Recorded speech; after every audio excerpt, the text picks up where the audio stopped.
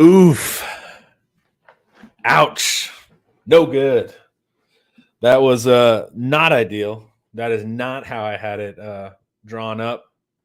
But Georgia, man, wins 30-15. Kind of just a brutal fashion. I think by the half, I had already gone through kind of the stages of grief and was able to, like, by the third quarter, it was more humorous to me. But, man, damn, that was not cool. And Georgia did a great job, man. They came in there not messing around. They'd had slow starts, and it was completely the opposite, man. They came out there swinging. We were not ready for it. They handled us at the line of scrimmage. Quinn, bad performance.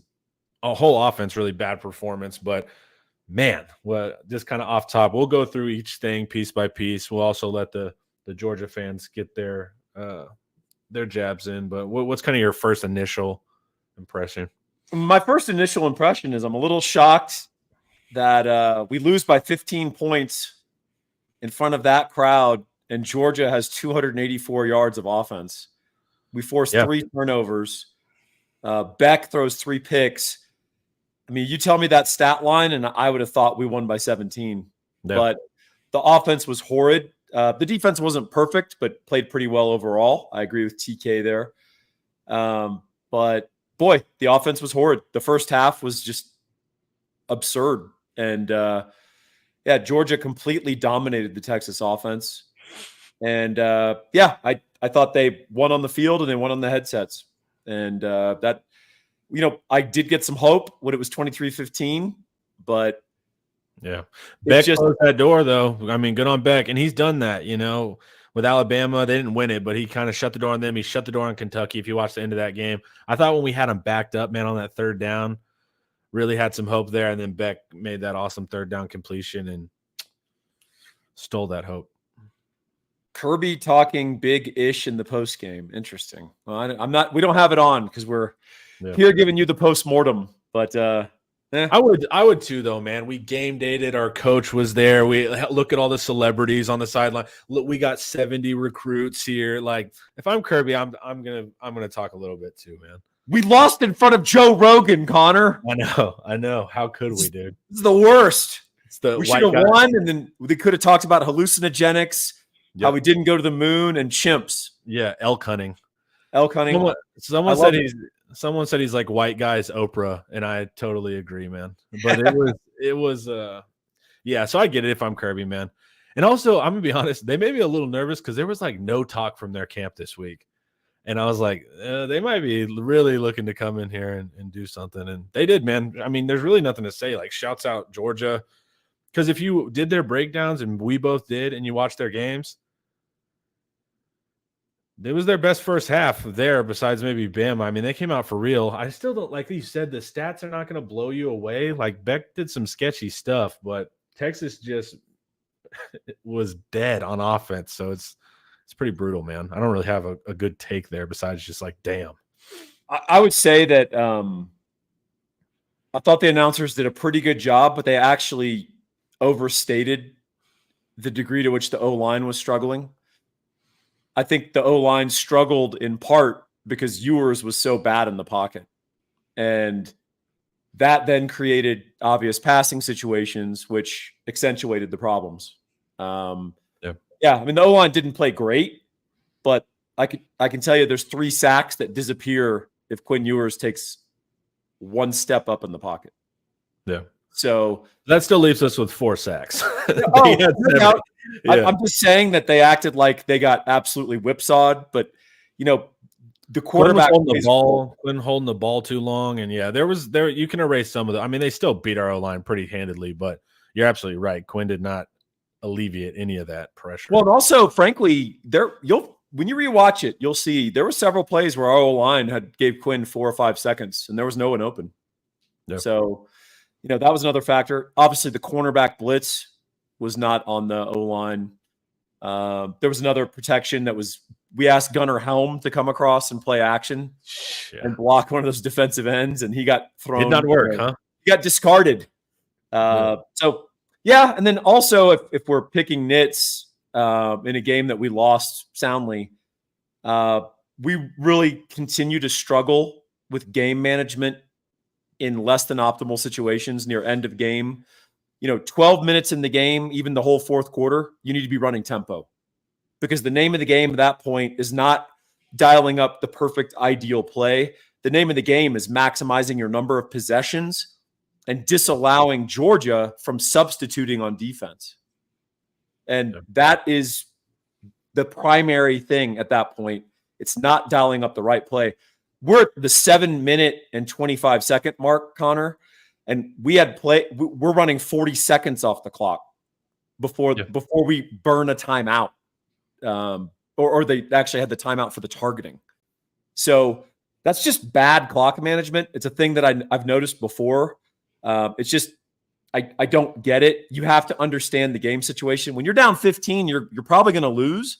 But if you want to move your percentage of winning the game from 2.5% to 7%, you have to run tempo and you have to maximize possessions. And you can't just check down play after play after play. Yeah, I need to rewatch, because earlier they had all their safeties back and Quinn was checking down in the beginning. But then I kind of quit focusing on it and was more just focused on Quinn in the pocket. I just need to see if, because it seemed like we were checking down a ton. I mean, it seemed like we were using Trey Wisner like he was Bijan. Just like constantly throwing. I'm like, guys, I like Trey. He's awesome. But it's not like a game taker over running back. We don't have that on the team this year. No disrespect. It's not, but I'm talking about like a Bijan, even at ETN, how they used him. But it just felt like we were just like checking down. And it was pretty annoying. Yeah, I think that Trey ended up with 5 catches, and it felt like he had 8 or 9 targets. I can't see the target data, but yeah, that's not good. We don't want him to be our number one target. Right. And also, I thought the physicality of Georgia, particularly in the secondary, but that flew off the screen. I think that was not something the Texas running backs were expecting. Yeah, I don't think any of the team was expecting it. It was it was out physical. It's all the cliches whenever you walk into an ambush like that. I thought they did great. All right, let's look at some of the stats. This will give us. So we went 2 for 14 on third down, and that was. And what's weird is we're one of the best third down teams in the country. So either horrible night, our schedule was too light, and we were able to execute, and it gave us false sense of hope, or both occurred. I think you also had a really bad night.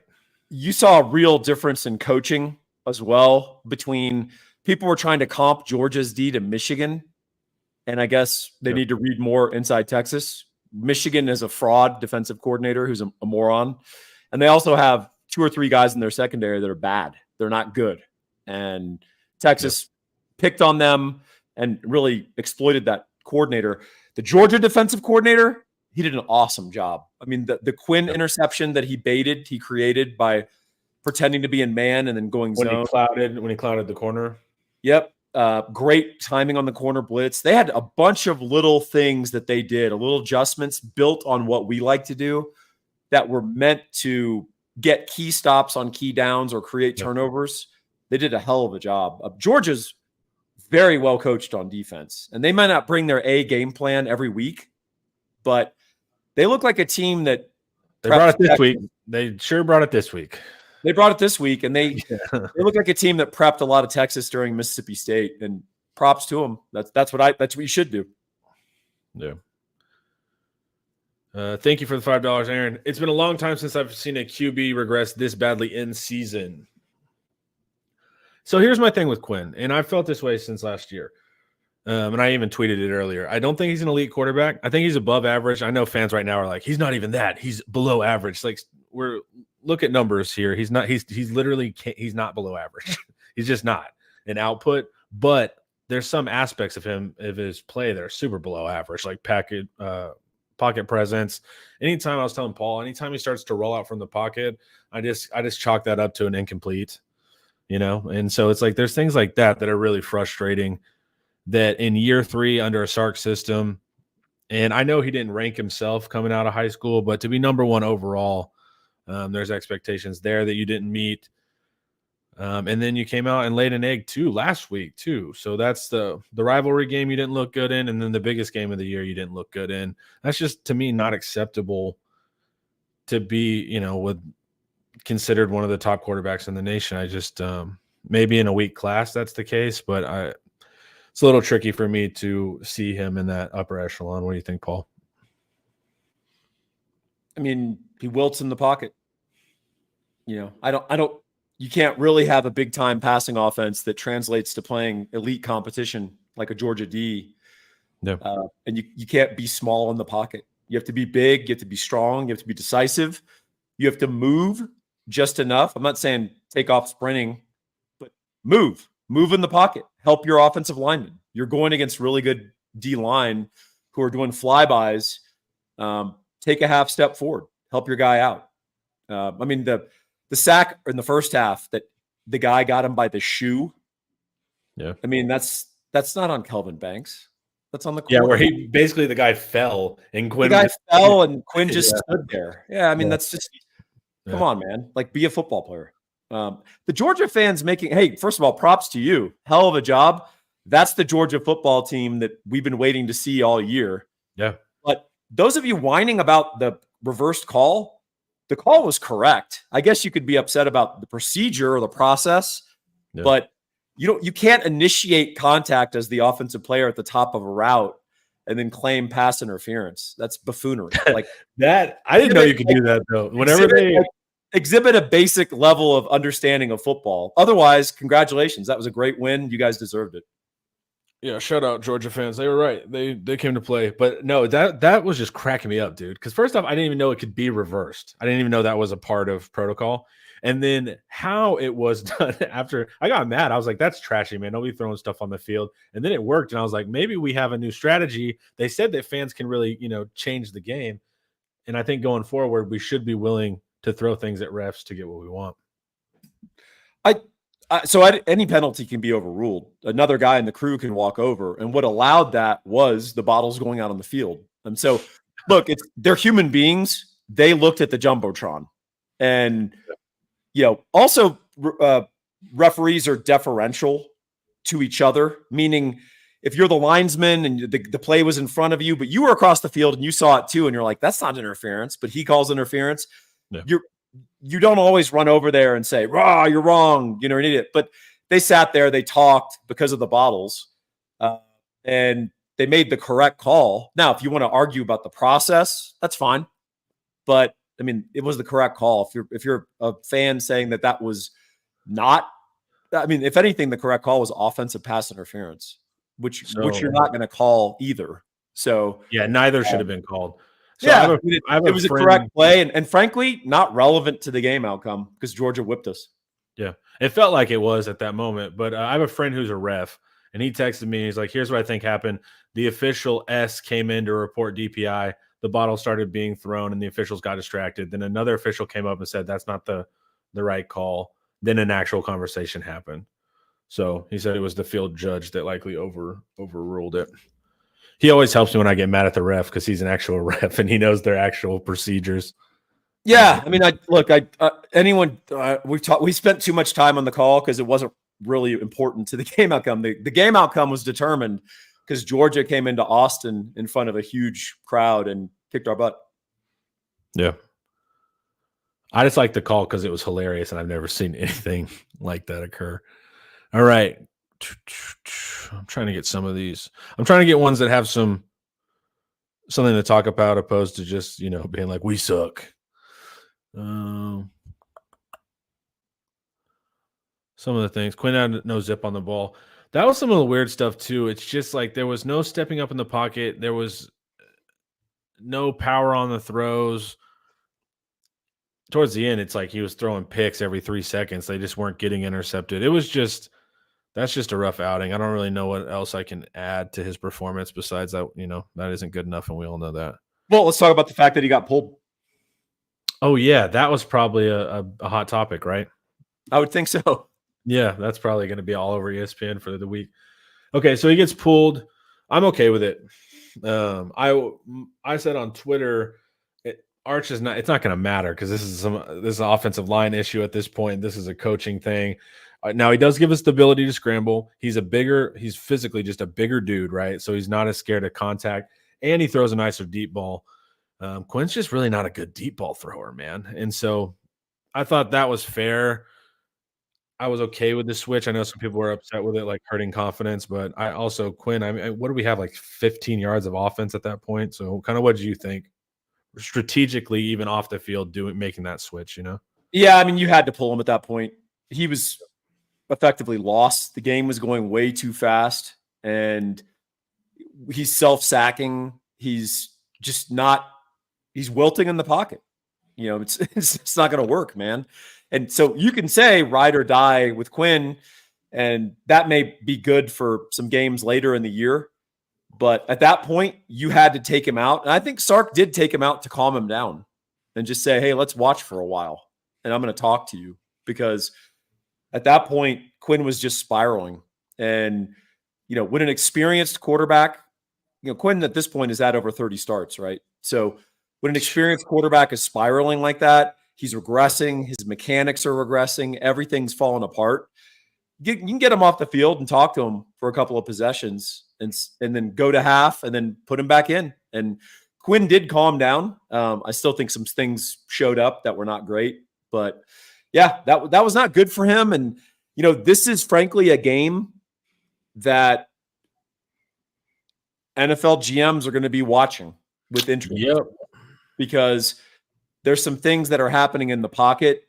There's some things mechanically that, don't transfer up a level.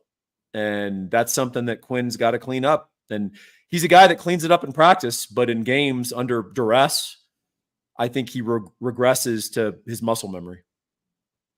Yeah. All right, fans, before we keep going, quick word from our sponsor. I'm just going to say, guys, you probably need a fiduciary financial advisor, and I've got the guy for you. His name is David McClellan with Forum Financial. He works broadly and deeply with his clients as a financial life coach, and he should know something about coaching because he won several national championships as a swimmer for the University of Texas.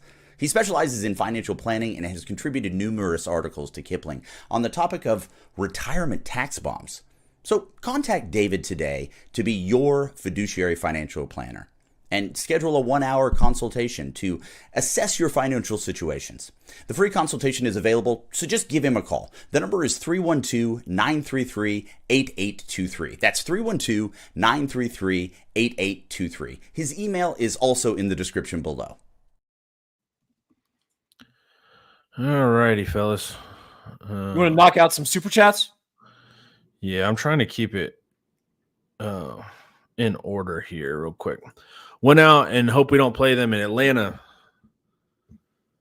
Yeah, we do need to win out. So if you go and run some of the projections that I have, obviously if we lose to A&M, very improbable that we'll play in the SEC title game. In fact, if we lose to anyone, very improbable.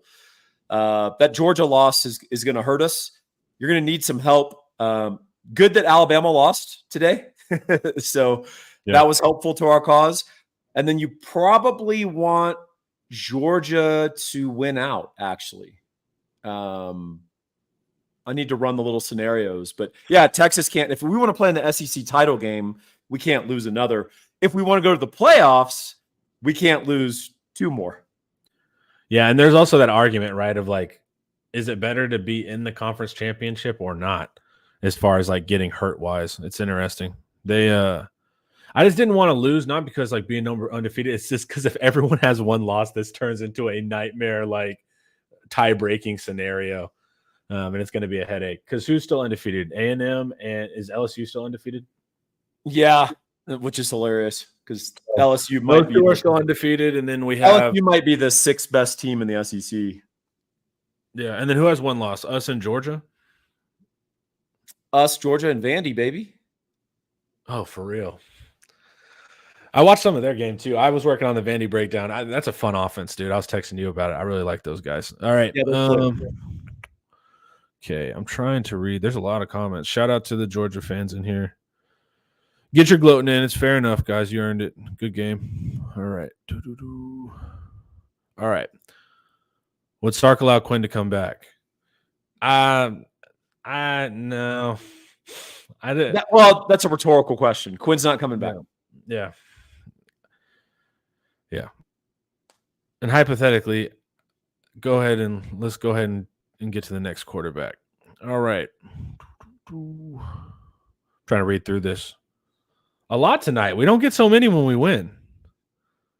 I like it. A lot of engagement when we lose. This This nice. is good for your model. We just need to lose. We just need to lose.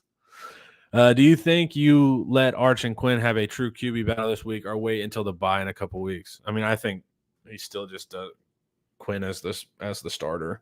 Yeah, Quinn's going to be your starter going up to Vandy and that giant killer.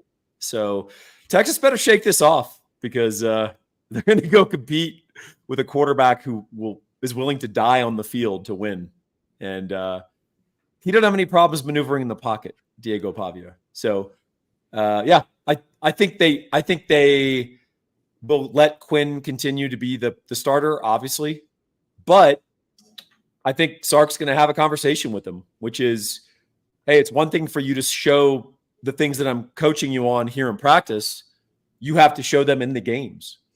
You have to do the things we're teaching you. You can't throw the ball this way. And if you're hurting more than you're letting on, because frankly, his deep balls are just really bad. And but they've always been bad. Yeah, but he's also had periods of health where they've been just fine. So, if he's hurt, I mean, you got to make that judgment call of, can you win with just an offense that's just a bunch of motion and little checkdowns? Yeah. Garrison, thank you for the $10, man. Appreciate it. Yeah, thanks, Garrison.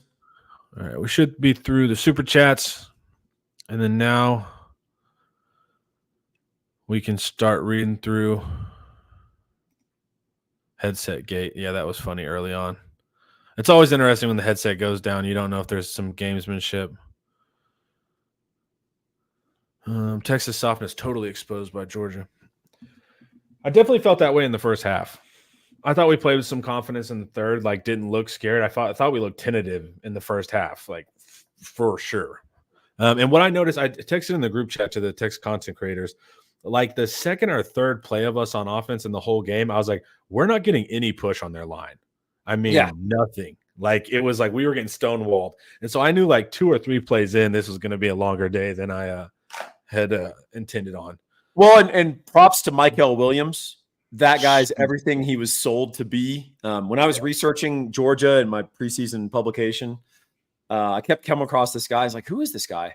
And I looked him up. He's a legit 6'5", 265, 4'5", 540, crazy get off, really long arms. And yeah, he's a special guy. He's the most impressive edge I've seen this year. And then the edge on the other side, by the way, was great. Georgia's linebackers, and you and I both knew this from watching them. Yep. Georgia's linebackers are so fast. I mean, those guys can fly, and they want you to check the ball down. That is the whole structure of the Kirby Smart defense. Right. We're going to prevent explosives, and we want you to check down. And we've got so much team speed at the second level and on our edges that we're going to run down those checkdowns. And what you're accustomed to checking down for 8, we let you check down for 2. And they do. And like they were just doing top down, right? And then we throw our cute little screens, and then they would rally right to it. That kind of stuff. That's just the difference too. I mean, Georgia's got players, man, athletes. They only have 2 more 5-stars than us. Is that right? Yeah, I looked it up because we were doing the prep, they don't have a lot more, which is interesting. Like, because I remember studying years ago when everyone had way more than us. So we're closing that gap, but you see the difference when you play dudes, man. You know what it looks like. Well, I think they've had the top ranked recruiting class 5 years in a row, something like that. Yeah. If they're not number 1, they're number 2. I think Texas is still living in the Cotton Bowl. That one I don't know about because, frankly, dude, like OU was so bad that game really didn't have the like. Yeah, our team won. They celebrated and they watched that because OU wasn't good. Yeah. So yeah, normally that is the case, but this year OU just kind of sucked, and there wasn't a lot of like wow, like we did it, guys. Like they literally didn't have an offense. Yeah, I mean, I wish we'd played some OU juggernaut and they drained us, and that's why we put out that performance in the first half. But that would make me feel good to say that. Georgia, and Georgia kicked our butts in the first half. That's what happened. Yeah, for sure. So let's be clear. Yeah, go Dogs. I'm actually a big Georgia fan, and I'm switching. Oh, wow, that's great, Connor. Welcome to the SEC, boys. That's the only part that annoys me is the welcome. It's like we beat the SEC champ last year. It's like the welcoming to the SEC thing is funny, but we'll see. I think yes, we didn't expect to go undefeated in the SEC for the next decade. So great. But it's also too, it's like if Georgia played in the Pac-12, they would have beat us. It wasn't the SEC. Like Georgia's just a damn good team. The SEC defeated us, Connor. Own up to it. Yeah. Vandy 24, Texas 10. Vandy is actually dude, they're fun, man. I've watched them. I've broken them down when I watched their Bama, Kentucky, and then I have to watch Ball State tonight as I lay in bed sad. But man, that's a fun team, man. I'll say this: Vandy doesn't have any edges or linebackers like Georgia. I promise you. Whether it's Quinn Ewers or Arch Manning or whoever, I promise you, Texas will have offense in that game. I promise. Yeah. Water bottles, dude. Water bottles, Bush League. I don't think they were water bottles, right? I thought they were beer cans. I think they were water bottles. Were they? Yeah. Yeah, I was bummed about it. I said it was trashy, and I still think it's trashy until they got the call reversed, and I thought it was more funny. But honestly, if something's not going your way in life, throw a water bottle, and then it'll typically get reversed. Yeah. Yeah, it's a really good lesson. But no, all jokes aside, that was honestly whack of the student section, and they need to chill out. This could have been uglier. I agree, man, because Beck didn't have a good game. You know, our defense was part of the reason it didn't get uglier. I mean, the defense came to play, and I thought they brought it. The secondary played really well, and Georgia's receivers struggled to get separation. Georgia's struggled all year with drops, and Georgia fans. Yeah, that was bad tonight too. You saw 3 or 4 more of those. And then I thought the player of the game for Georgia on offense was Etienne by far. So did I. I mean, we had previewed this. I mean, I talked to you about this, Connor. He's a very good tackle breaker for his size. People think he's a scat back. He will run through contact. And he was big for them running the ball and also in the passing game. I was going to say that's where he was frustrating too, you know. So Beck's stat line, 56% completion percentage for 3 interceptions, and he threw more than that. We dropped a couple. 0 touchdowns. He threw for 175 yards. So it's not like – well, beyond that, he needed 41 attempts to throw for 175 yards. That's terrible. Yeah. So it's like it could have been worse, but this is the interesting part, right? The question was, right, because our run defense had been – tested at least against a Michigan rushing attack. The whole thing is that Texas passing defense hasn't been tested. Right. I thought our passing defense did fine. Yeah, they did more than fine. Yeah. So the weird part is the matchups that I thought would occur didn't occur. Those got kind of flipped. And it was really just because Quinn didn't show up, you know? Well, and again, so Georgia ran for 108 yards. Etienne didn't run for 100. So it felt really bad because of where they were with the ball. Like, if they were trying to go 80 yards on every one of their possessions, you would have realized how well the defense played. But we kept turning it over on our end. By the way, Georgia's punter is freaking amazing. Dude, he was flipping the field, dude. He wasn't just thumping it like line drives. That dude had 5 seconds of freaking hang time. It was unreal. What a great punter that dude is. And he was directional. He wasn't just booming it straight down the middle. Yeah. Yeah, that was frustrating, man. Here's a rocket scientist Georgia fan in the chat. Welcome to the SEC, bozos. Big Ten football doesn't translate. Thank you, rocket scientist. We are a Big Ten team. That was definitely where we came from. We're Ohio State. Yeah. Homer would have been cool. It would have been cool to see some moon balls, deep shots, missing a night, or not enough time to fire those. Well, when you have safeties deep and you're giving up pass rush and Quinn can't throw, I mean, I'm literally when he all of his deep shots were horrific. They were underthrows. They were, We were having to get PIs. Basically, was the only way to get yardage off of a deep throw. Yeah, I mean, Matthew Golden's catch on a long throw from the end zone was a comeback. It's because Quinn underthrew it. So, yeah. Humility is a week away. Welcome to the SEC. So this is what I think is interesting about fandom, right? I think HVAC is just specifically, I'm talking a wider thing. He's speaking to the ghost of the Texas fan. Like there's this concept like Texas fans are cocky, Texas fans are this, Texas fans think all are not humble. Some of them are not, right? Any percentage of the fan base. But it feels like when they're not talking specifically to someone. They're like talking to the idea of the arrogant Texas fan. You know? a guy like HVAC will read political news from the media and say these guys aren't honest. These are idiots. But he reads sports media and he thinks they're honest reporters of what's going on. Yeah. You've had a national media narrative about Texas that has no relationship to reality. And the fact is, Texas and Oklahoma, to a slightly lesser extent, single-handedly carried all the financial reality of the Big 12 and basically was resented for it.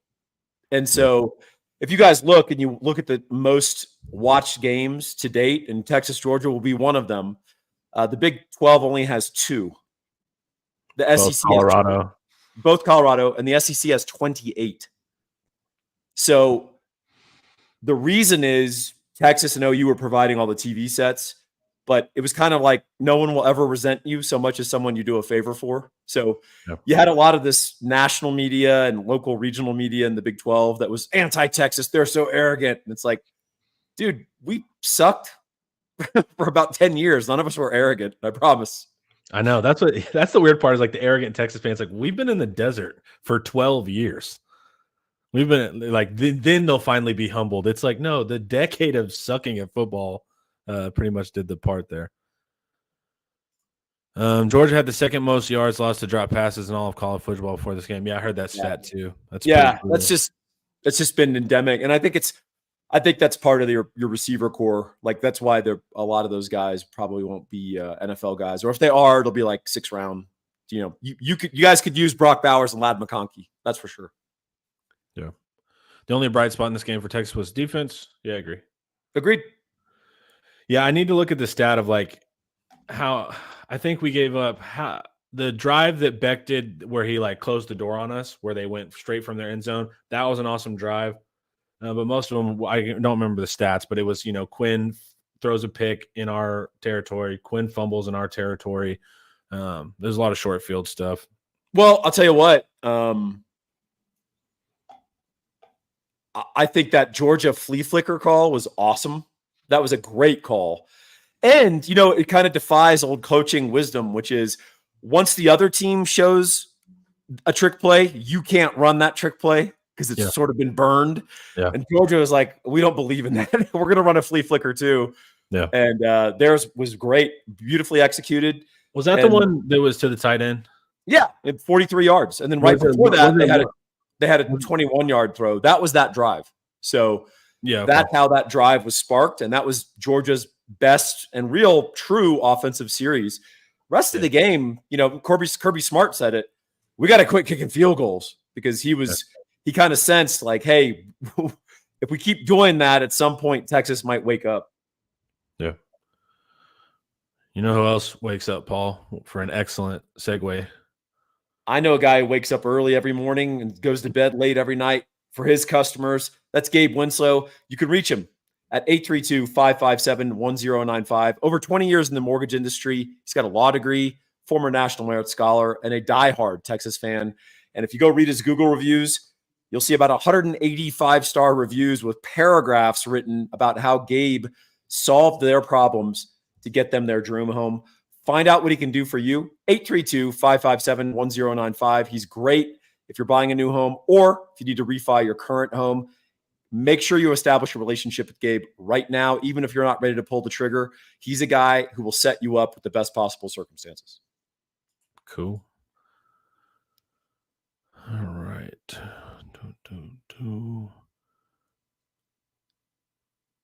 Quinn should have been benched after the first quarter. Yeah, but that's tough for coaches to. He pulled the trigger faster than most coaches do. That I was surprised Sark did it because remember the Oklahoma State game where like Quinn was literally the worst I've ever seen probably a quarterback perform and stay in. Yeah, that was a different stage of development. I was gonna say that was year one, but even that game, I was like, if he's letting that ride, then damn. Yeah, when you bench a quarterback who's only played 5 games at that point or whatever it was, 6, that's a different stage of development. That's you can ruin him mentally. When you've got a veteran quarterback who knows better and he's not playing in any of the ways that he's practiced or he's been taught, at some point you got to pull him and just say, "Hey man, you got to sit and watch for a while because you're not seeing it and you're kind of panicking, to be honest." Yeah. Yeah, the country town of Nashville, Tennessee, right? I mean, geez, dude, these aren't even good like quips. Bulldogs dynasty is over. I mean, it seems like it's going all right. Seems to be doing all right. Yeah, seems like they're doing all right to me, man. I thought they looked good. Now, they beat us hands down. I'm not taking anything away from Georgia. That's always corny to me when people do that post-loss. Stepping back analyst hat, though, what do you think? Did Georgia show you what they needed to show you? Or they still feel – but, like, what do you feel like with their quarterback play and stuff like that? Not did they show you that they're a good team. We know that. But, like, did they give you a complete game? I mean, that's the best game they've played all year by far. If I'm a Georgia fan, I'm really excited from what I saw. Now, if they play an elite defense, are they going to struggle? Yes. Because Carson Beck and those receivers are not going to be able to elevate, particularly given some of their struggles running the ball. But they're not going to see that until playoffs, right? But that defense was overwhelming. And dude, yeah. There's very few teams in college football that could stand up to that D, the way they played tonight. Yeah. And getting Michael Williams healthy, that was a big deal because now they've got 2 really good edges coming off. And then their linebackers, like I said, they're so damn fast. They're so sudden that when you try to check down, when you try to get cheap yardage, when those linemen are firing upfield, stuff that goes for 8-9 yards, we're seeing it go for 2 or 3. And that's how Kirby Smart builds out his defense. That's what he's trying to do. Yeah. Yeah, he did a great job. And it bothered me too, because I just felt like, the coordinator matchup, man.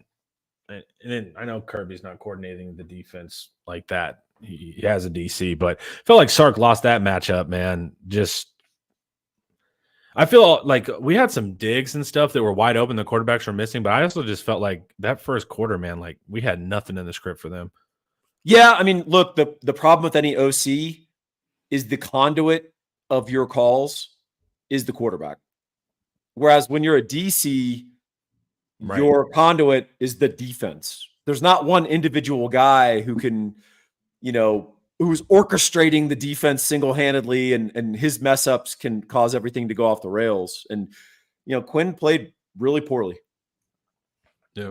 That's how I feel, not even hating, like just as an analyst, that I still didn't feel like a complete game from Georgia. I thought their defense stepped up way more than I've seen. Remember, because they couldn't get sacks. That wasn't a problem this game, dude. 7, So I thought the defense really showed up, but I don't feel like Carson Beck showed up. I definitely don't feel that way.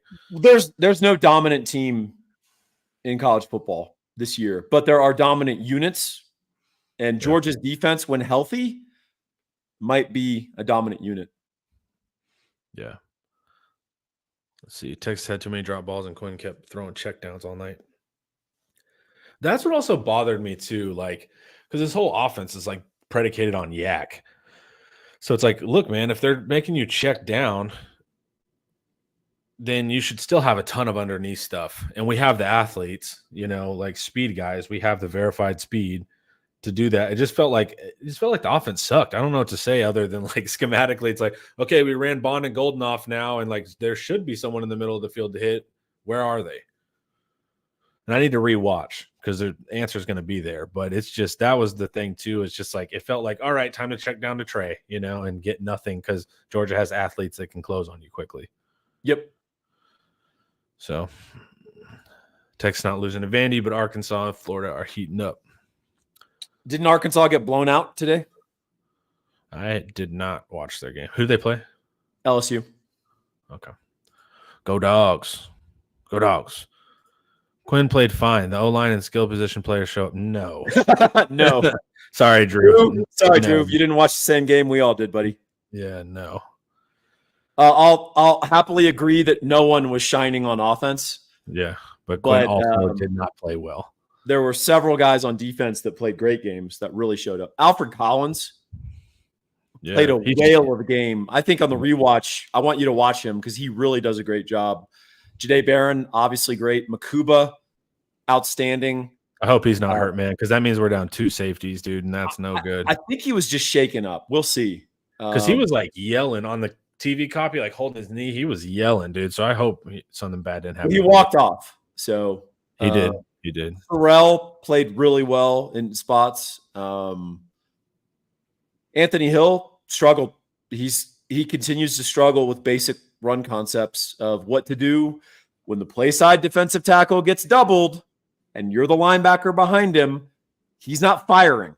He's running the wrong way or he's standing paralyzed. And I don't know what the coaching point is here for it, but Mississippi State did it to us. OU decided not to try to exploit that.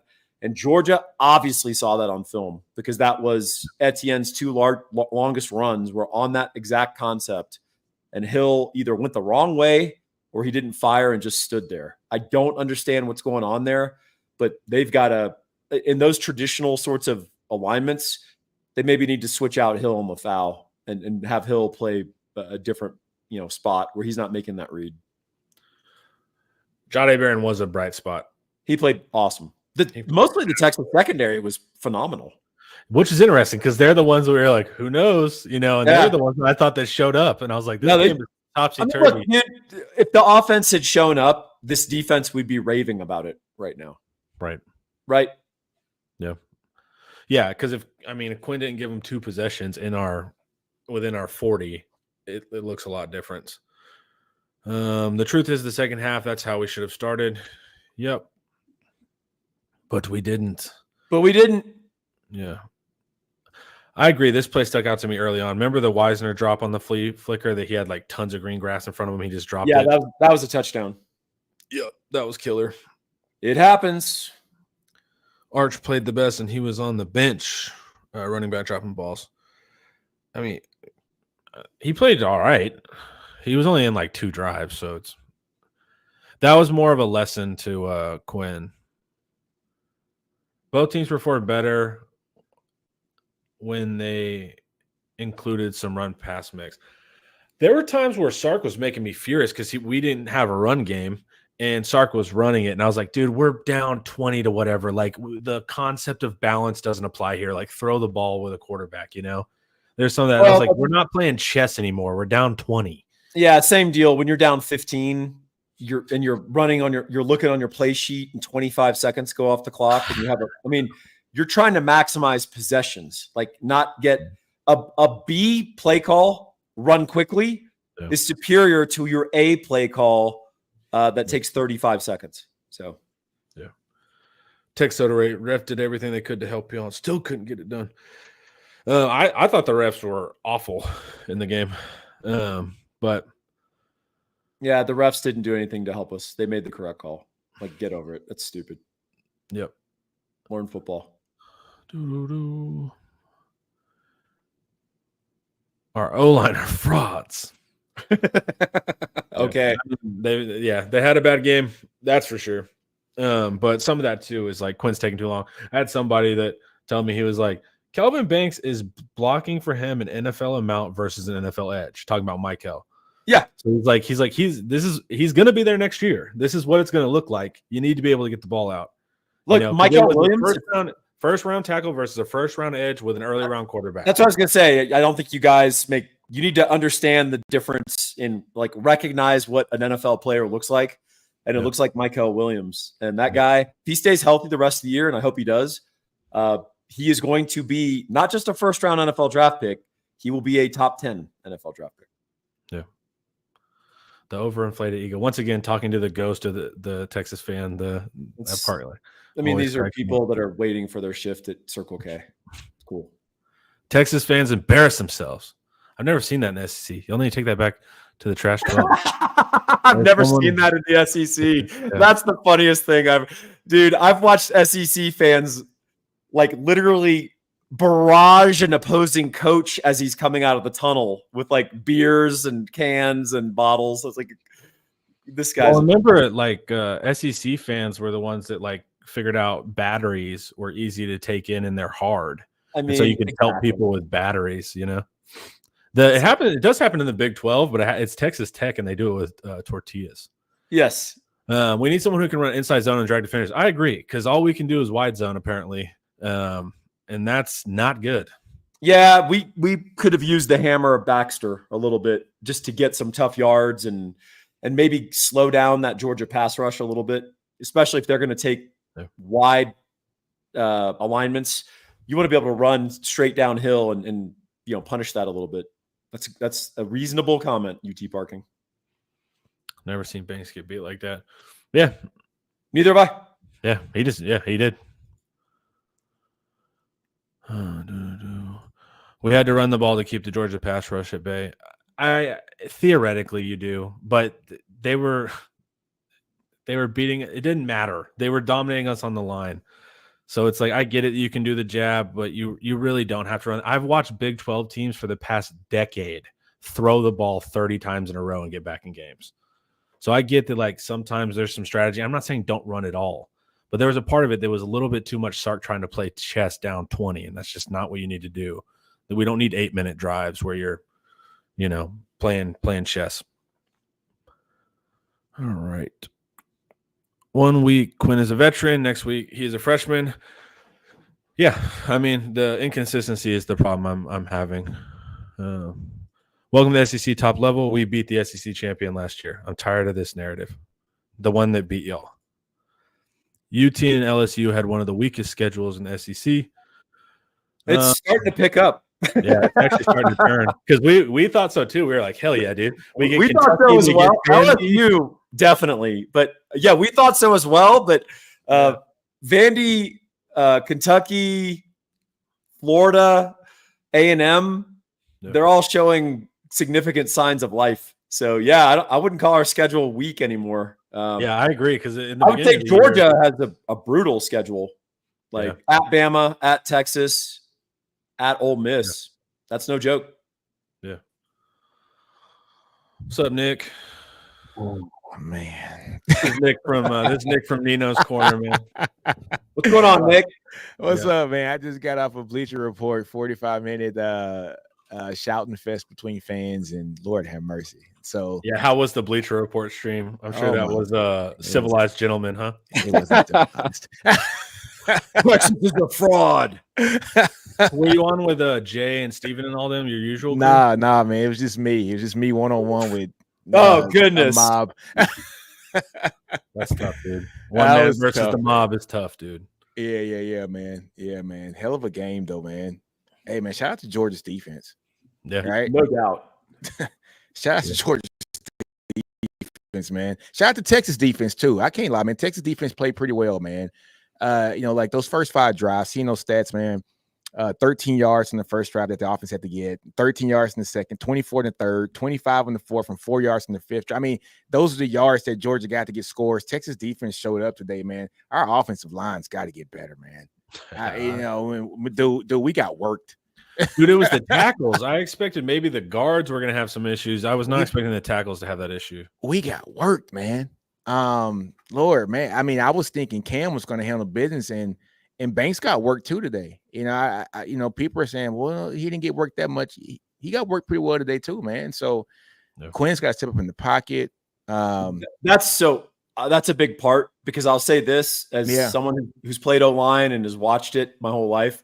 It's amazing how you can go from being sacked and your O-line sucks to, hey, good job, 31-yard throw, because your quarterback literally took a half step forward. That's it. He's got to step up in the pocket. It's just this is year 3 for Quinn, man, in the system. He's scared of his guards, man. He's scared of his guards. And he has happy feet right now. And it's been like that for 3 years. I'm in a group chat, with a couple former players. I'm like, hey, man, I shouldn't be talking about this in year 3. It's the same stuff we talked about in year 1. You know what I mean? Well, And you'll see the mechanics degrade over the course of the game, right? His deep balls were awful, like underthrown. It's tough. You were right. I like that you did mention props to the Texas D, because we held Georgia Carson Beck threw for 170 something yards on 41 attempts and 3 picks. You tell me that stat line, I'm like, oh, we beat Georgia by 21. Sweet. And Georgia only rushed for 108 yards today. That's it. It's where they were on the field, right? Exactly. No, it's tough. Yeah, they averaged 4 yards a play. Yeah. So it wasn't crazy, man. 3.6 yards. Now, this is the funniest part. We averaged 1.1 yards per carry. It was brutal. And at half, dude, it was 0.1 at half. Oh, didn't Quinn have 17 passing yards at half? Yeah, this lawyer's horrible. I mean, could one of us get 17 passing yards? In the first quarter, we had 20 total yards. And 17 passing yards in the first quarter. 17. Yep. And then we had 19 in the second quarter. So we improved. So it was like we were trending up. Though. Yeah. It was a little bit. But dude, it was crazy, man. Like, Goodness. this reminded me of TCU 2 years ago, man, where like our offense just suddenly was non-existent in a huge home game with like real implications. That's crazy. You know what's crazy, Homer? I think we got a couple more super chats to clean up. Do we? Let's see. Did we do this one? When the F will they not beat themselves? When? Yeah, I think over 4 years, that's been kind of the frustrating part. And I'm not doing the corny thing where I take away from Georgia's D. Georgia's D answered the question. Elite. But yeah, they crushed it, and they beat us in the coaching head-to-head too. But just sometimes, man, we just come out with like this flat energy. I mean, we saw it versus OU, but it is frustrating. Not beating themselves. But I also I don't know. Do you guys – I don't think we I think Georgia beat us. Yes. I think we didn't help ourselves in any way, but I think Georgia beat us, So it looks like you beat yourself on offense when a defense dominates you. That's what you say when you're like, well, we kind of beat ourselves. It's like, actually, they kind of beat our ass. Yeah. Yeah. But there's also like a couple plays where we were like 3rd and 1 a couple times, and then Cam has a false start, and you're like, oh, my God. Come on, Cam. The false start on 4th and 1.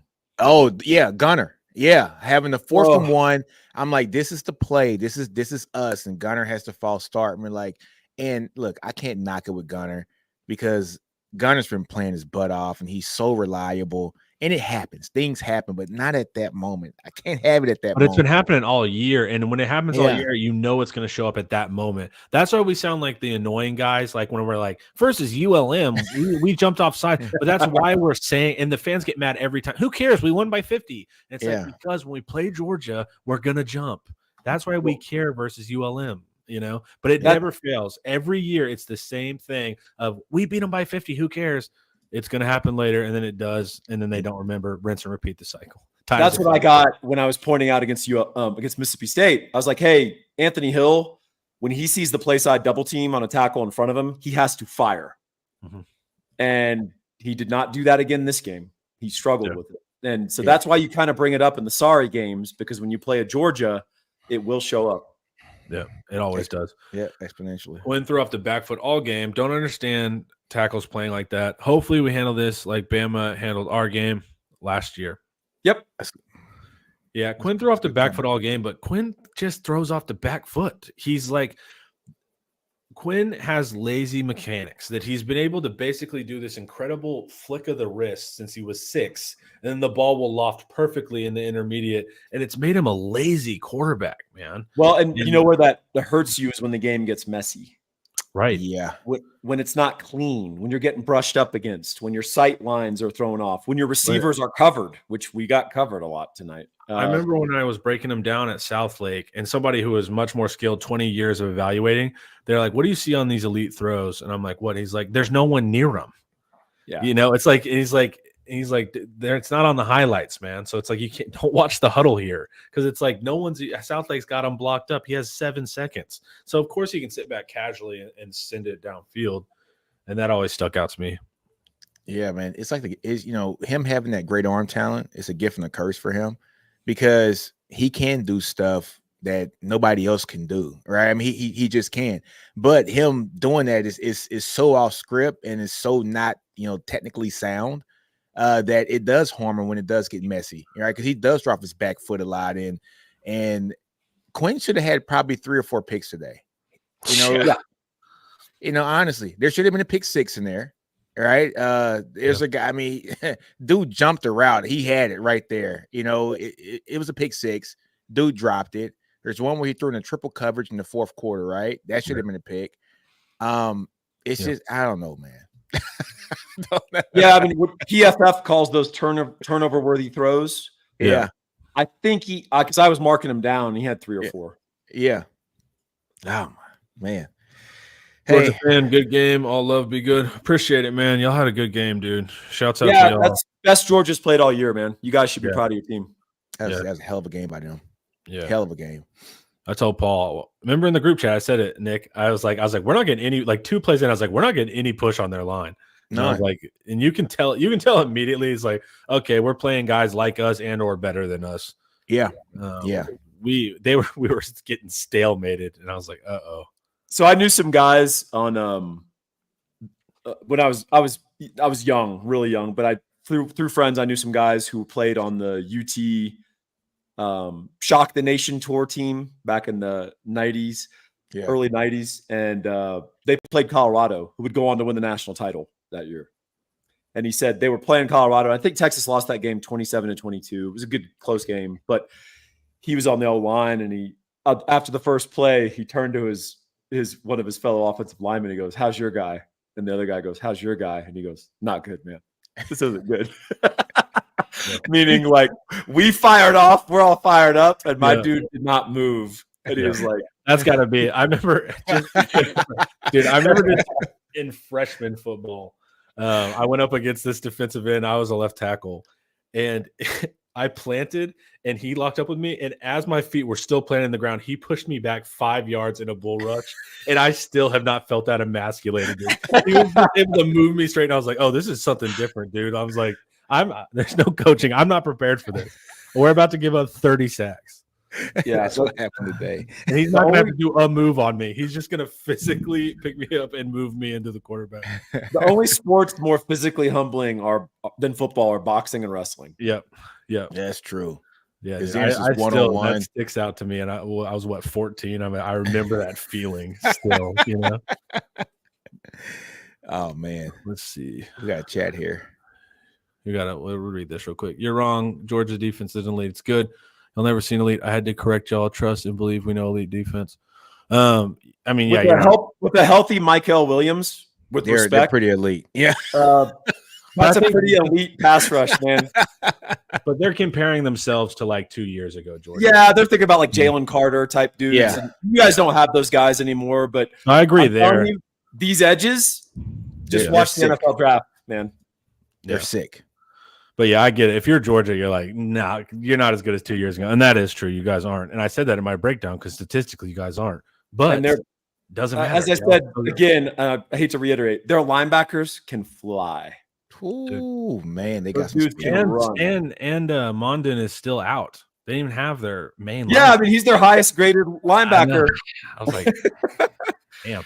Yeah, this team could be better. By playoffs, they might even be better than they are now. Yeah. Week by week, they get better every week because they're getting healthier. Yep. Yeah, this was the first time Michael was really able. They can really let him out of the box, and he did a good job, man. Sarkin's a bit of a front runner.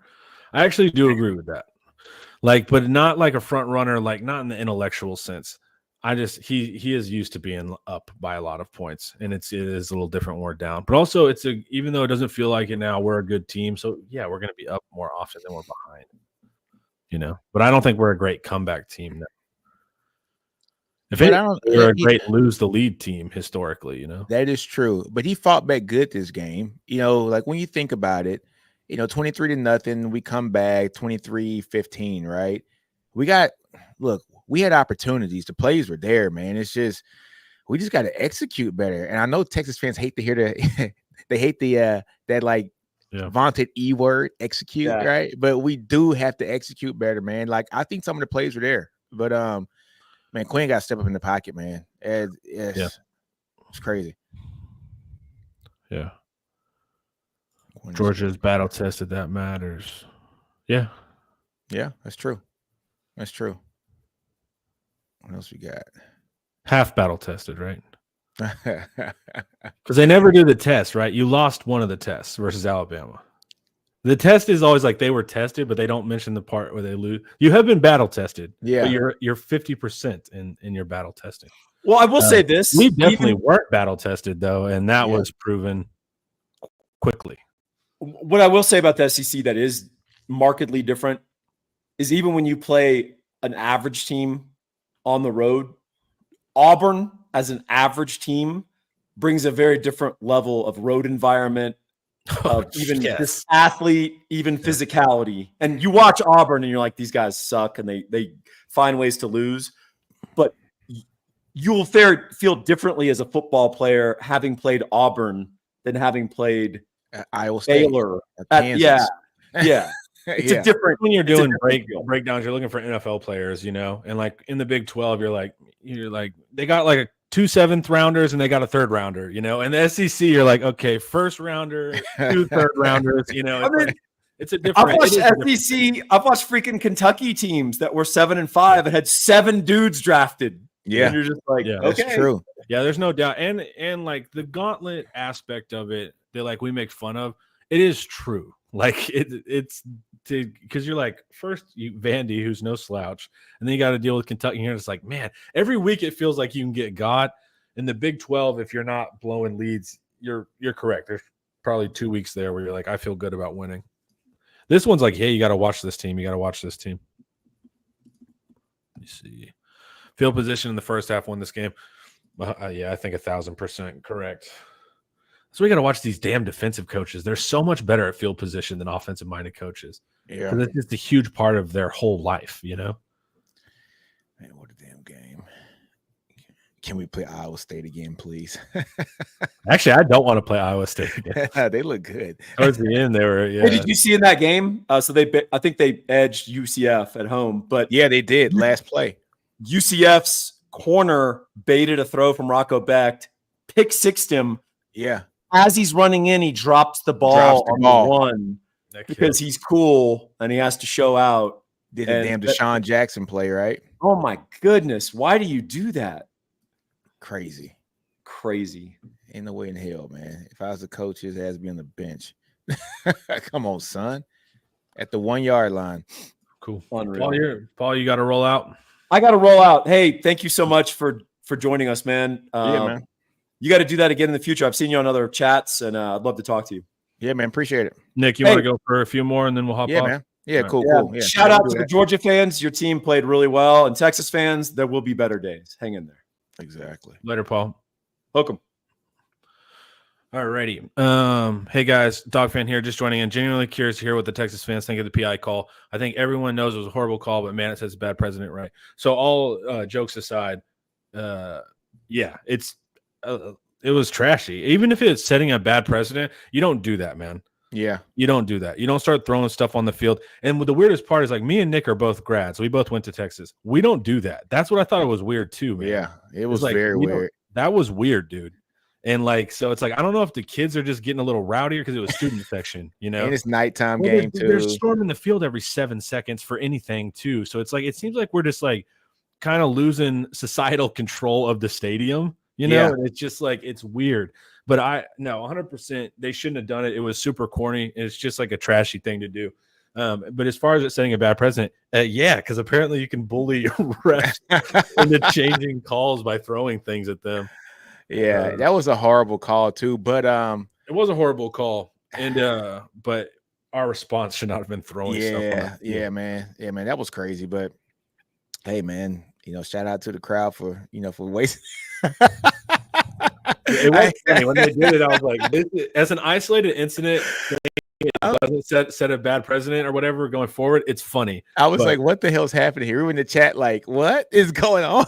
I know, we were like, dude, because like that's really not a thing that we I've do. never seen that here. I've never seen it once. I've seen it other places, But that was what was weird about it. And even Sark had to be like, what are we doing? Like, yeah, Sark had to go and calm him down, which is the craziest thing ever. I got friends that were texting like, "Oh, this is how trashy you guys are." I'm like, dude, come on, man. Like, and also but it is trashy. And Yeah. but that's the weird part is like, we've never done that. So that's where it's like how strange it was. yeah, it was just weird because I got friends that they're from like LSU, and I remember going to the like some of their games, and they had like like bottles of piss basically that they were throwing. Dude, I was telling about earlier that I know SEC fans with batteries, and it was LSU fans. Yeah, so, yeah. Clearly, LSU fans, they were having bottles of piss. I'm like, dude, you can't talk about. You were with me that one time when that was happening. So, so literally, they'll ping people with batteries because they're easy to get in and they hurt. But you can throw them well. But no, that was trashy, and I'm not a fan of. Yeah, I'm not either, man. Us throwing stuff on the field, so you should not do that. I'm also an old man that hates field storming. Yeah, I don't like any of that stuff, man. I don't like that. He ain't lying. You got to hear him in like the chats. You hear me in the group chat. I hate field storming. I think it's so whack, dude. And like now we're doing it like 3 times a week. It's driving me absolutely nuts. Yeah. Hey, man, I'm gonna tell you what got me. Third downs. Lord have mercy. What were we like 1 for 11 on third downs? I'll get it right here. It's funny though, dude. Yeah, we were like 1 for 11, I think. 2 for 4. Oh, I'm sorry. 2 for 14. Like at one point we were 0 for 10. Yeah, dude, 14%. And Georgia had 35%. Like these teams both like have bad numbers. Dude, third down was atrocious for us. But Homer, me and you've been saying this shit like in the back channels, right? Yeah. That yes, it looks good that we have a 50-something% third down rate. We shouldn't be getting in third and longs that long, like that much anyway. Correct. That's alarming. That's alarming to be in third and long so much. Let me pull this up because I even had those stats down, like how many third and longs that we've been in throughout the year. But it's like really alarming because if you're a championship quality team, man, you're not in third and longs a lot. And Texas has been in third and longs a lot this year. They've been bailing themselves out, which has been great, but you don't want to see that happen week in and week out. You know what I'm saying? So let me see. Third downs. This is all pre-Georgia, folks. So I haven't done the Georgia stats, and that's going to be horrible to look at because I got to watch this game a few times, and it's going to suck. Third downs. Texas third downs pre-Georgia game. Damn, where's it? We're one of the best third down teams in the country. Yeah. So we're like 53.25% on third downs. We're successful 41 out of 77 times.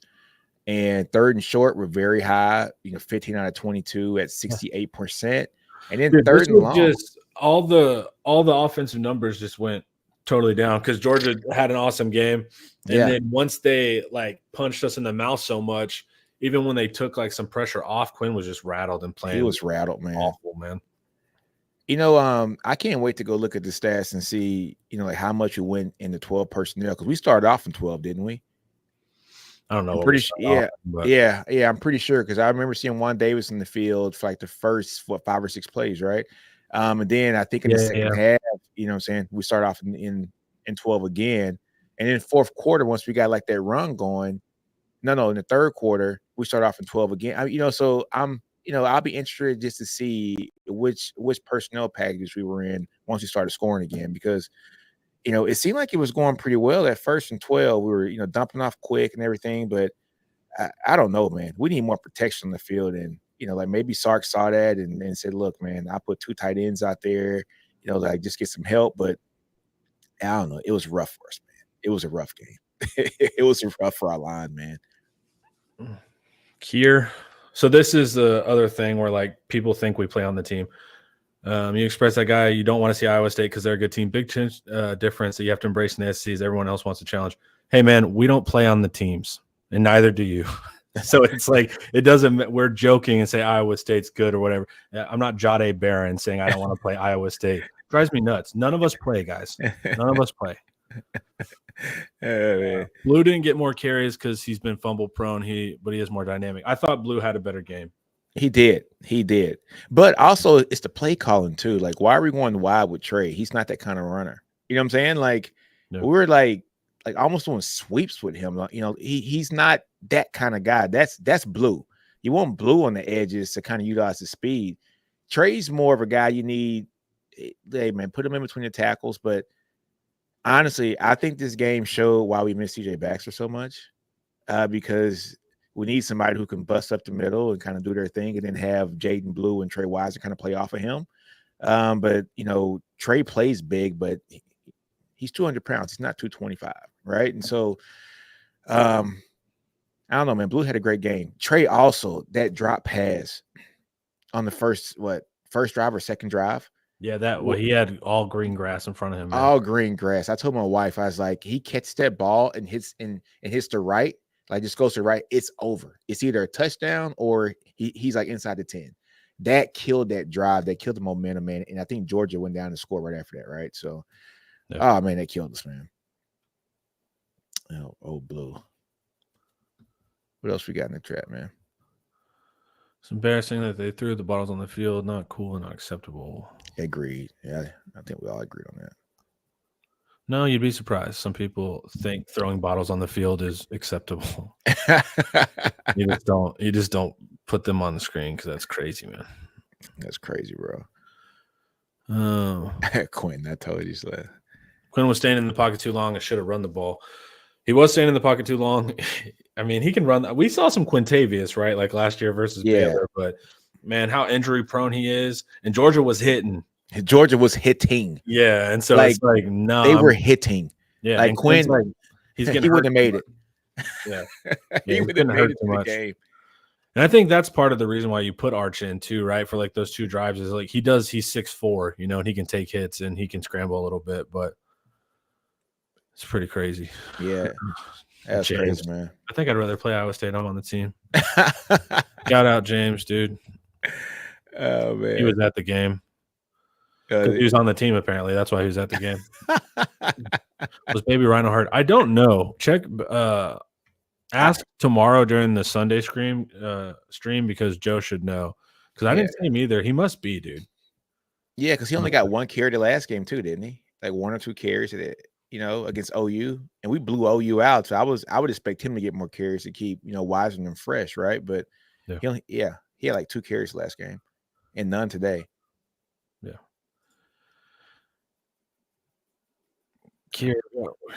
Like the YouTube, like get your mental right guy mentality. Doesn't matter if we play or not. If you think it doesn't impact the bigger picture, you'll get there in due time. First off, I want to play Iowa State again. We're making a joke, dude. You're reading way too into this, man. I'm glad that you have a strong mentality, though, dude. Shouts out you, man. Crazy, man. I told you that last week, Nino. What you talking about, Quentin? He'll put in the chat. Did you not see Quinn's game against Oklahoma? Yeah, that part was you can't do that 2 weeks in a row. He was shaky tonight. I mean, he was shaky last week. I thought it was rust, but at some point we got to say it's not rust, and it's just Quinn. You know what I'm saying? Here's the thing: is like this is what drives me nuts, dude. Like the Quinn excuse brigade comes out. It's every like 3 games he has a bad game. Yeah. Like how many games, dude? Like when you think like in the Big 12 pass, where like quarterbacks would take over, dude. They would throw for 400 and they would win you games. How many times did you feel like Quinn Ewers took that game over and won us the game? Like maybe you can argue Bama. Yeah. But it's maybe the like, Bama game last year. Yeah. I think that might be it. I'm gonna be honest. I think that's it. SEC mentality. That's more like Wisconsin, like mentality. They eat that raw meat up there. Yeah, but honestly, when you say that though, Homer, you look at even when Pat Mahomes was on the sorry Texas Tech team, like people feared that he was going to take over a game. So we saw Pat Mahomes every week because we watched Big 12 ball. But NFL folks didn't see him, so they're like, "Why the hell's Andy Reid trading up for this guy that that's on a 7-5 team?" It's like because you guys don't see him every week. We do. He used to take over games, right? Vince Young, you saw him take over games. Baker take over games. Kyler take over games. Colt take over games. You know what I'm saying? Like we saw this week in and week out where it was exciting about RJ3. You know what I'm saying? It was just like, I don't get the feeling that Quinn is going to step in and go be the guy that's going to be the reason why we win this game. You know what I'm saying? Yeah, and that's what's most frustrating with me, right? Because like you're saying, first round NFL pick, third year, number one quarterback, all the recruiting services, and I just, it feels like week after week we get like a 200-yard performance. He'll throw for like 2 touchdowns. It's just like, dude, where's that 5-touchdown game? Like where is that? Yeah, And where's like, the one that says that's my guy? Put the stamp on it. You know what I'm saying? I think Arch has it in him. I look. I don't want to put a nice little QB battle going on right now, but I think next year Arch gonna have it in him. I think we see that he likes to test down the field. He's fearless. Right? Arch is fearless. Like, I love that about him. Yeah. And I like that Sark brought him in, because let's be honest. If Sark doesn't bring in Arch when he brings him in, right? Quinn is more rattled. One thing that Arch did do is he had that long run and he flipped the field, which is we needed that at that moment. You know what I'm saying? He used his legs. He's more decisive because he does have, just actual running ability, right? And so I liked it, and it calmed Quinn down. Then he brought Quinn back in, which is something that I think he needed to do because he doesn't want a QB thing where he goes to Arch this game and let's say Arch loses the game, and then but he plays well. Now next week what happens? We play Arch next week. You know what I'm saying? And now you got the Jackson Arnold Hawkins thing going on, right? So dude, that's what drove me nuts. I'm like, dude, Sark, you can't do that when I've been ragging on OU all day for their quarterback situation. That was probably the worst part, dude. I don't like the loss and all that. That's a bummer, dude. But whenever I was like, Sark, don't do the quarterback controversy thing right now. Yeah. I've been making fun of OU all day for that, man. Do you guys think we overrated this team being Michigan and Oklahoma have turned out to be bad? I mean, clearly, right? It's just how much do we overrate them? So, like, a lot of like this metrics and stuff, our opponent adjusted, meaning they've accounted for who we've played versus Georgia playing and stuff like that. So we're still a solid team. It gets a little bit disastery, especially how Georgia dominated us early. That hurts, We just have to see, dude. Like, Georgia beat us straight up. But like the concept of like we're a bad team, we're not a bad team. No, Georgia just kicked our ass this game, but yeah, we were overrated? Yeah, by definition, we were ranked number 1, and we won't be tomorrow. Not at all. By definition, we were overrated. Yeah, I still think we're a top 5 team in the country. You know what I'm saying? I do. I just think Georgia's edges are just freaking amazing. It just is what it is. They haven't been this year up until them. They've had a ton of pressure, but they haven't been able to sack anybody, which is weird. I mean, but they went crazy today, dude. Against both our tackles. That's the most alarming weirdest part. Yeah. Because that's our strength of the line, right? It's our tackles. And we got blasted, man. Both of them. Both of them. Quentin. Yeah, Kirby got exactly what he wanted. And Kirby would crack me up even last year. Like when they were a favorite winning 50 games at the time, they would still find ways to be like, they're doubting us, And that's what master motivators are going to do. Exactly. So I love that Kirby was able, and I told you I was worried. I didn't hear anything from Georgia's camp. Yeah, exactly. So I was like, man, they seem a little bit bunker mentality. Like they came in there and played for real. Yeah, man, they handled business. But it is hilarious when like the elite coaches are like, they didn't believe in us. It's like, you're still Georgia, dude. You're not G5, But yeah, Kirby knows how to do it. That's how you get your players motivated. Exactly. When bad habits, not rust. I agree. Mechanics breakdown are not rust, especially when those mechanic breakdowns have been a feature of the game for 3 years, right? At this point, it's a feature, not a bug. Yep, exactly. I don't think Quinn would look rusty back-to-back weeks.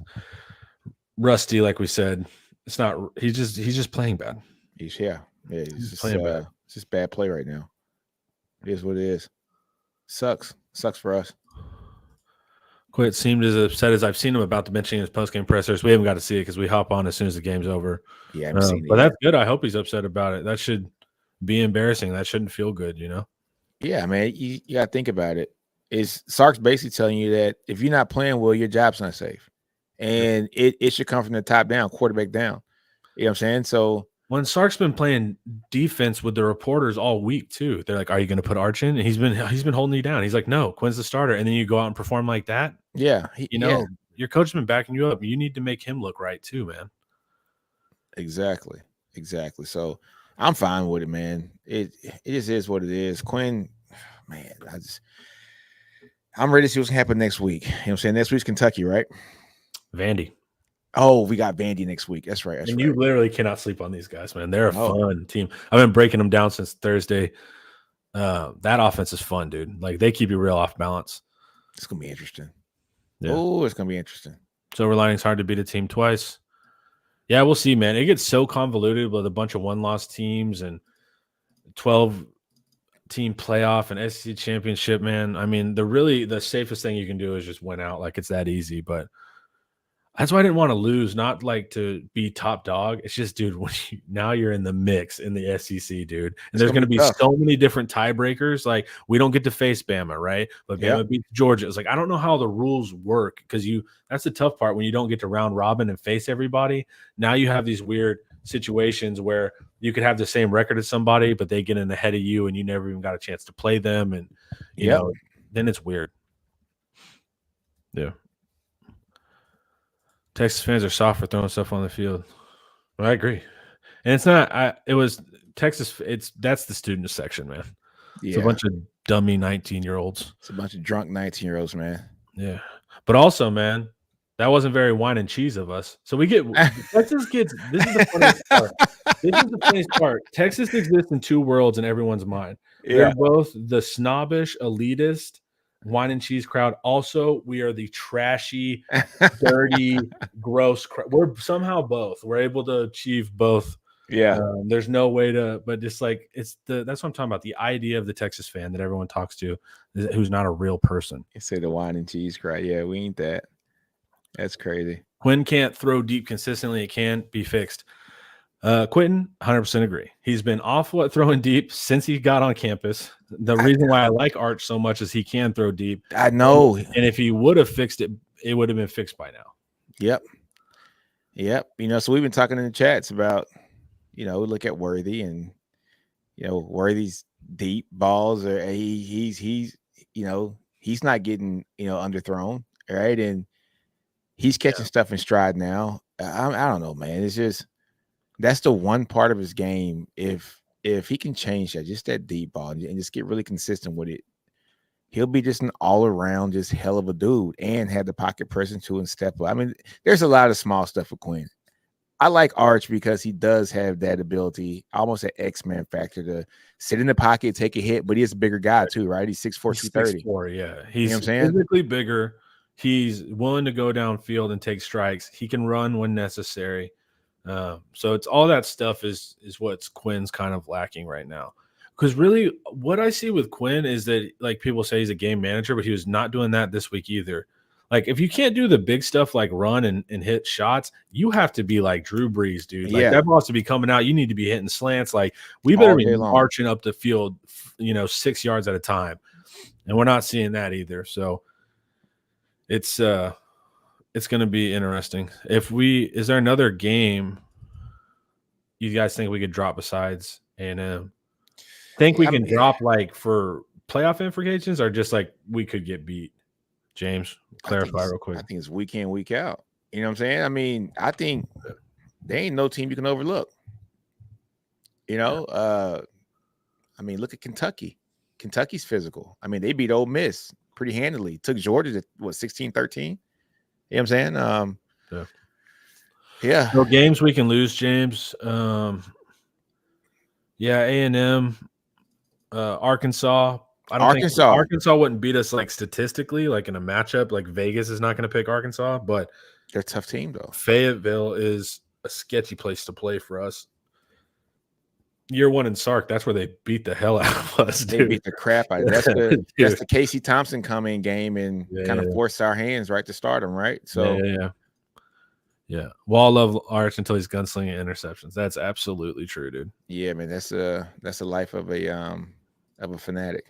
Yeah. I'm a Kentucky fan. We're 3-4 now. James, what was most disturbing is you guys and Vanderbilt play the same style, and Vandy beat you guys at your style. So that's like the crazy part. You want to, like, play clock control, heavy personnel, that kind of stuff. That's what was weird. I was like, you let Vandy beat you at the clock control style. Yeah, I was shocked by it too. Yeah, they're gonna be solid. Stop. Stop. Yeah, I watched that game all yesterday when I was prepping for Vandy. It was pretty crazy. All right. Seems like the chat's dying down. I'm mentally fried, dude. Yeah, I'm mentally fried too. I want to go watch some more football and watch the post game. And I'm gonna go to bed, and then we'll see how it goes tomorrow. Tomorrow we're gonna have a day after live with Joe and them, and they'll talk about it. So it's gonna be interesting, right? Now you're in the. This is what I like about the new. I don't like losing, but this is what I like about the new league. Like, if there is real parity, I think it keeps you more engaged. It does. It does. You know? So if everyone's like 1 to 2 wins and like we're coming down to like the end of the season and everyone cares, I think it'll be more fun. Right now it sucks. But I do think ultimately, like, for the fan experience and better for the sport, I think it'll be interesting if the SEC is this mixed up. Yeah, I agree. So, all right, guys. Shout out Georgia. You guys did a great job. Y'all really brought it. We did not bring it, but Texas fans, thanks for hanging out. Nick, thanks for coming on as well. Yeah, man. Hook 'em, y'all, and go Dogs to y'all too. Good game, y'all. Peace.